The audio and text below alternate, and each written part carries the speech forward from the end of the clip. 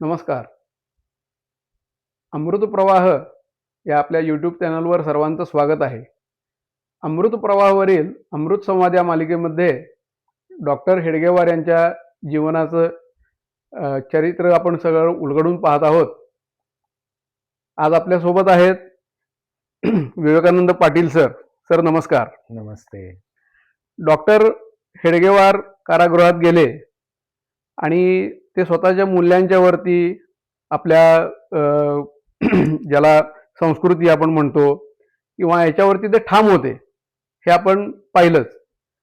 तर त्यांच्या संपर्कात कोण कोण आले हा, या संदर्भात? डॉक्टरांना कोठडीत दाखल केलं.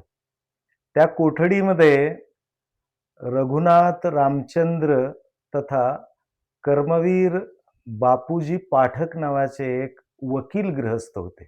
बर आणि तेही या इंग्रजांच्या जाचातूनच कारागृहात दाखल झाले होते. बर त्यानंतर डॉक्टर गेले. डॉक्टर गेल्यानंतर एक महिना 15 दिवसानंतर एक एक माणसं कारागृहात यायला लागली. त्याच्यात जे आलेले होते ते राधामोहन गोकुळजी. बर ते विद्वान होते, पंडित होते, आर्य समाजी होते आणि कट्टर हिंदुत्ववादी विचाराचे होते. तेही त्या डॉक्टरांच्या कोठडीतच त्यांना आणून सोडलं गेलं. बर त्यानंतर मग काही दिवसांनी बालवीर हरकरे, बाबूराव हरकरे त्यांना म्हटलं जात असे, तर ते सुद्धा डॉक्टरांच्याच कोठडीत येऊन दाखल झाले. आणि असे हे 4 जण झाल्यानंतर नंतर मग 5वा आला तो काझी इनामुल्ला. हा खिलाफत चळवळीतून उत्तर प्रदेशातला हो हो इंटरची परीक्षा देत असलेला असा हा 18 वर्षाचा तरुण आणि कडवा मुस्लिम होता. आणि तो त्या ठिकाणी दाखल तिथं आला. बरोबर. आता या सगळ्यांची स्वभाव वैशिष्ट्य वेगवेगळी होती, पण डॉक्टरांचं एक रसायन वेगळं होतं. कोणत्याही व्यक्तिमत्वाची त्यांच्या बाह्य पर्सनॅलिटीवरून त्यांच्या अंतर्मनाचा ठाव घेणारे डॉक्टर होते. त्यामुळे डॉक्टरांचं सगळ्यांच्या बरोबर खेळीमेळीत चांगलं जमलेलं होतं. त्यावेळेला या सगळ्या लोकांना सश्रम कारावासात दिवसभरामध्ये केवळ जेवायचं आणि झोपायचं असं नव्हतं. खरं. त्यांना काही ना काही काम करावं लागायचं. आणि म्हणून कागदाचे लगदे तयार करणे, डॉक्टरांच्याकडे कागदाला फिनिशिंगचं काम दिलेलं होतं. आणि त्यावेळेला एक महिना 15 दिवसानंतर विश्वनाथ केळकर डॉक्टरांना भेटायला आले. बर आणि त्यावेळेला त्या विश्वनाथराव केळकरांच्या लक्षात आलं. त्यांनी सांगितलं की कागदांच्या लगद्यांना फिनिशिंग करत असताना डॉक्टर जे परिश्रम करत होते, त्या परिश्रमातून त्यांच्या हाताला फोड आलेले होते. बापरे. इतका सश्रम त्यांनी आपल्या स्वतःच्या आचरणातून दाखवलेला होता.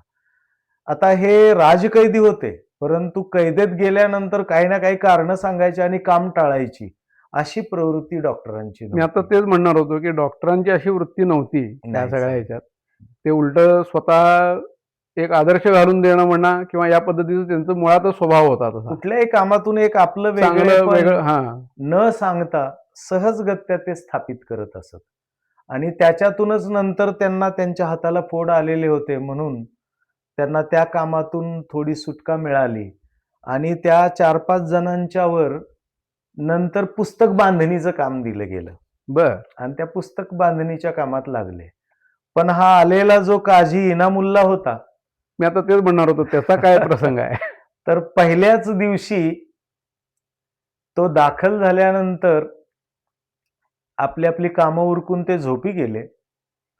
आणि पहाटे कोंबडा आरवायच्या अगोदर या काझीच्या कुराणातल्या कलम्यांच्या आवाजांनी सगळे जागे झाले पहाटे.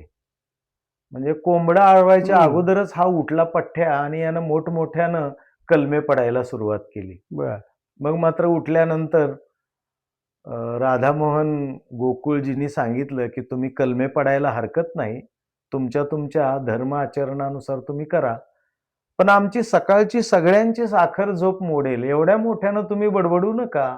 बरोबर. पण हे सगळं ऐकेल तो काझी कसला. खरंच आणि आहे. म्हणून या 4 जणांनी त्याला उल्लू असं नाव ठेवलेलं होतं. अच्छा. आणि म्हणून हा ते उल्लूच उल्लू. होता. त्यानं ऐकायचं नाही. दुसऱ्या दिवशी त्यांनी तसाच सकाळी पहाटे उठून कलमे पडायला सुरुवात केली. पण त्यावेळेला पंडित राधामोहन गोकुळजींनी एक गोष्ट केली. त्यांना तुळशीदासांनी लिहिलेल्या रामचरितमानसातले चौपाया पाठ होत्या. त्यांनी सकाळी पहाटे उठून बरोबर काजी उठायच्या वेळेलाच अशा पद्धतीने ते चौपाया म्हणायला सुरुवात केली. म्हणजे त्या गोकुळजींचा आवाज म्हणजे मोठा नगारा बापरे! आणि या काजीचा त्या नगाऱ्याच्या पुढे टिमटिमी वाजवल्यासारखं झालं. आणि नंतर मात्र त्या काझींचा हा उपद्व्याप थांबला आणि मग सगळ्यांना सुखानं पहाटेची झोप मिळायला लागली.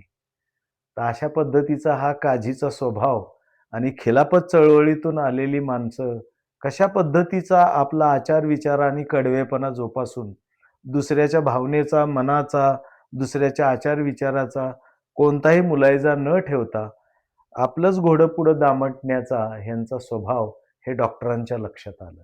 खरंच आहे. हं. त्यामुळं यातून असं लक्षात येतं, की डॉक्टर स्वभाव ओळखण्यामध्ये किती तयारीचे होते. माणसं कशी ओळखावीत आणि त्यामुळं असेच प्रसंग पाहण्यासाठी पाहत राहा अमृत प्रवाह.